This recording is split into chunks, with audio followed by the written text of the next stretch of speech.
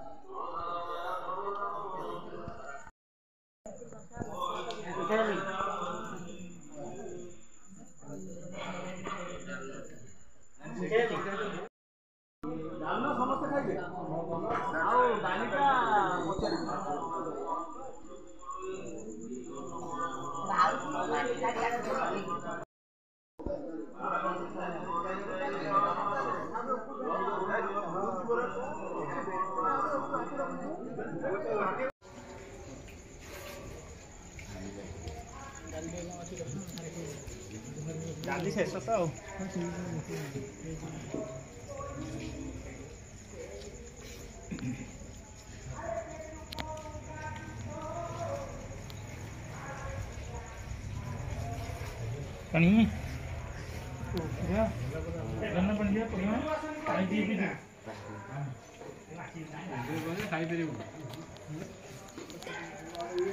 दियो नहीं हो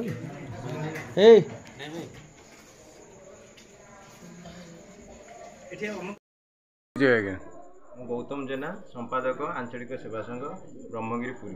आज्ञा आंचलिक सेवा संघ संपादक होती तो आंचलिक सेवा संघ वृक्षरोपण ठार आरंभ करके विभिन्न छात्र छात्री मान वृक्ष लगे स्कूल मानक जो उत्साह प्रदान करुँच हबिष्याली माँ मान आरंभ शेष जाए मंदिर परिसर सफा करने ठारू आज महाप्रसाद सेवन जाए जो जो कार्यक्रम अच्छे गोटे विस्तृत विवरण निश्चित भाव कहवा गले यहाँ हूँ सनातन धर्म हिंदू धर्मर गोटे धर्मर मास यही मसरे प्रत्येक बुधा बुद्धि मैंने हबिष्या करें समस्त मंगल मनासी था। तेणु आमर समस्त कर्मकर्ता मैंने बसी गोटे निष्पत्ति नेले जे यही धर्म मसरे जदि आम वृद्धा बुद्धि मानू गोटे महाप्रसाद सेवन व्यवस्था करिपरिबा एवं विशेषकर अध्यक्ष एवं समस्त कर्मकर्ता मैंने एथिरे सहयोग करिकि आमे प्रत्येक वर्ष प्राय लगातार 5 वर्ष हेलानी आमे प्रत्येक मास ए जो धर्म मास कार्तिक मासरे आमे महाप्रसाद सेवन व्यवस्था करूँ जहाँ फल कि बुधा से आसी यही धर्म मासरे गोटे आम गोटे छोटिया प्रयास करी आम खाद्यपेय व्यवस्था कर। धन्यवाद आज्ञा परिचय आज्ञा मु विजय कुमार जेना चेयरमैन आंचलिक सेवा संघ।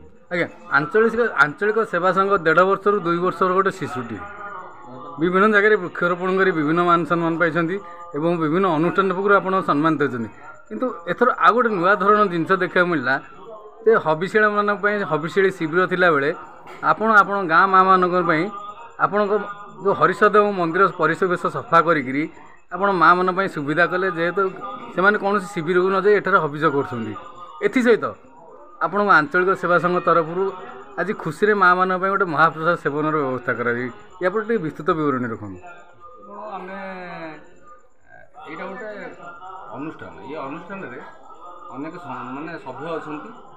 ଆମେ ଭାବିଲୁ ଯେ ମାଆ ମାନେ ତାଙ୍କର ବୟସ ଅଧିକ ହୋଇଯାଇଛି, ସେମାନେ ବାର୍ଦ୍ଧକ୍ୟ ଜନିତ ରୋଗରେ ପୀଡ଼ିତ ଅଛନ୍ତି।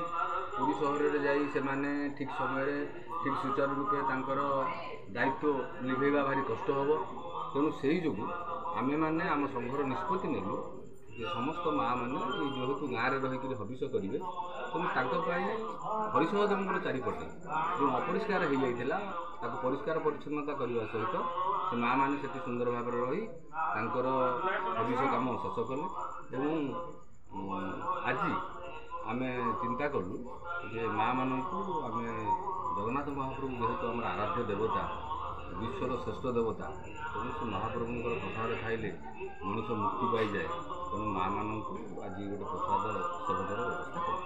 କାର୍ତ୍ତିକ ପୂର୍ଣ୍ଣିମାରେ ମାଆ ମାନଙ୍କ ପାଇଁ ଯେଉଁ ଡଙ୍ଗା ଭସା ଅଛି, ତ ନଦୀରେ ଯେଉଁ ପ୍ରକାର ପାଣି ଦେଇଛି, ତ ସେଭଳି କିଭଳି ସୁବିଧା କରାଯାଇଛି ଆପଣଙ୍କ ଅନୁଷ୍ଠାନ ତରଫରୁ କାର୍ତ୍ତିକ ପୂର୍ଣ୍ଣିମାରେ ଡଙ୍ଗା ଛାଡ଼ିବା ପାଇଁ? ନାଇଁ, କାର୍ତ୍ତିକ ପୂର୍ଣ୍ଣମୀରେ ସେମାନେ ମାଆ ମାନେ ସମସ୍ତେ ଯିବେ ଭାର୍ଗବୀ ନଦୀରେ ଯାଇ ସେମାନେ ନିଜେ ସ୍ନାନ କରିବେ। ସ୍ନାନ କରିସାରିଲା ପରେ ସେମାନେ ଡଙ୍ଗା ଭସେଇବେ। ଆମେ ଉପସ୍ଥିତ ରହିବୁ। କୌଣସି ଅଘଟଣ ଘଟିବାର ସମ୍ଭାବନା ଆଦୌ ନାହିଁ। ଏ ଶ୍ରେୟ କାହାକୁ ଦେବେ? ଶ୍ରେୟ ଆମ ସଂଘର ସମସ୍ତ ପିଲା ଶ୍ରେୟ ପାଇବାର ହକଦାର। ସେମାନଙ୍କର ସହଯୋଗ ସହାନୁଭୂତି ଯୋଗୁଁ ଆଜି ଏତେ ବାଟ ସଂଘ ଉଠିଛି। ଏବଂ ବିଶେଷ କରି ରମେଶ ବାବୁ ଆମ ସହିତ ଅଛନ୍ତି, ସେ ଆମକୁ ବି ସହଯୋଗ କରୁଛନ୍ତି। ଆଉ ସେ ଯୋଗୁଁ ତାଙ୍କୁ ବି ଅଶେଷ ଅଶେଷ ଧନ୍ୟବାଦ ଦେଉଛି। ଆଜ୍ଞା, ପରିଚୟ ଆଜ୍ଞା? ମୁଁ ଲକ୍ଷ୍ମୀଧର କଟେଇ, ଆଞ୍ଚଳିକ ସେବା ସଂଘର ଜଣେ ସଭ୍ୟ। ତିନିକୁତି ଗ୍ରାମ ବ୍ରହ୍ମଗିରି ନିର୍ବାଚନ ମଣ୍ଡଳୀରେ ଗୋଟେ ଉପାନ୍ତ ଗ୍ରାମ ହିସାବରେ ଥିଲେ ମଧ୍ୟ ଆପଣଙ୍କର ଯେଉଁ ଆଞ୍ଚଳିକ ସେବା ସଂଘ ବର୍ତ୍ତମାନ ପୁରୀ ସହର ନୁହଁ ସାରା ଓଡ଼ିଶାରେ ଏକ ଖ୍ୟାତି ଅର୍ଜନ କରିବା ସହିତ ସରକାରଙ୍କ ତରଫରୁ ପ୍ରକୃତି ମିତ୍ର ସମ୍ମାନରେ ସମ୍ମାନିତ ଅଛନ୍ତି। ଏଥିସହିତ ବିଭିନ୍ନ ଅନୁଷ୍ଠାନ ପୁରୀ ନୁହଁ ଓଡ଼ିଶା ନୁହଁ ସାରା ରାଜ୍ୟରେ ଆପଣଙ୍କୁ ସମ୍ମାନିତ କରୁଛନ୍ତି। ତ ଗୋଟେ ଉପାନ୍ତ ଅଞ୍ଚଳରୁ ଆଞ୍ଚଳିକ ସେବା ସଂଘ ଯାଇ ଯେଉଁ ସେବା ଯୋଗାଇ ଦେଉଛି ତା ଗୋଟେ ବିସ୍ତୃତ ବିବରଣୀ ରଖନ୍ତୁ। ମୁଖ୍ୟ କଥା ହେଉଛି କ'ଣ, ଉପାନ୍ତ ଅଞ୍ଚଳ ସହିତ ସେବାର କୌଣସି ସମ୍ପର୍କ ନାହିଁ। ଇଚ୍ଛା ଥିଲେ ଯେକୌଣସି ଅଞ୍ଚଳରେ ବି ସେବା ଯୋଗାଇ ହେବ, ଯେକୌଣସି ଲୋକଙ୍କୁ ଏଥିରେ ସାମିଲ କରିହେବ। ଆମର ଏଇ ଯେଉଁ କାର୍ଯ୍ୟକ୍ରମ ଆଜି ଏଇଟା ହେଉଛି କାର୍ତ୍ତିକ ମାସ, ଧର୍ମର ମାସ। ଏଥିରେ ବହୁତ ଅନୁଷ୍ଠାନ, ବହୁତ ଲୋକ, ବହୁତ ପ୍ରକାର ସହଯୋଗ ସହାନୁଭୂତି ଯୋଗାଇ ଦେଇଛନ୍ତି। ଆମର ଗୋଟେ ଛୋଟ ପ୍ରୟାସ, ସଂଘର ସଭ୍ୟମାନେ ସମସ୍ତେ ମିଳିତ ଭାବରେ ସେମାନଙ୍କର ନିଜସ୍ୱ ରୋଜଗାରରୁ କିଛି କିଛି ଅର୍ଥ ଯାହାର ସମ୍ବଳ ଅନୁଯାୟୀ ସେମାନେ ଡୋନେଟ୍ କରିଛନ୍ତି।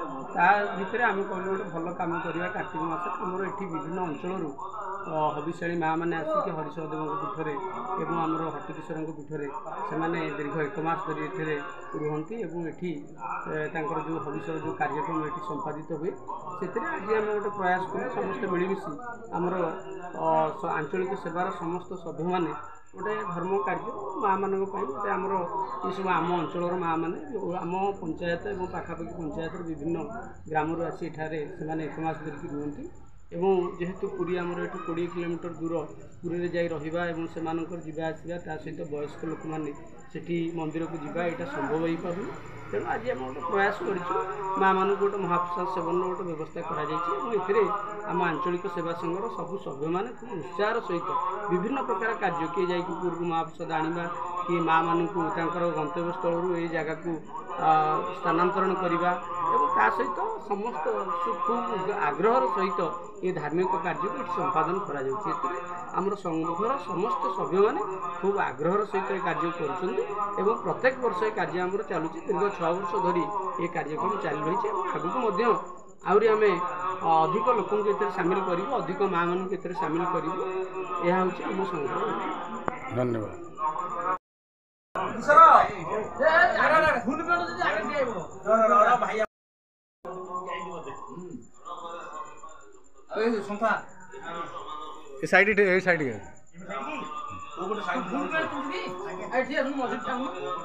ପୁରୀରୁ ରମେଶ ସାହୁଙ୍କ ରିପୋର୍ଟ, ନ୍ୟୁଜ୍ ଉପାନ୍ତ ଖବର।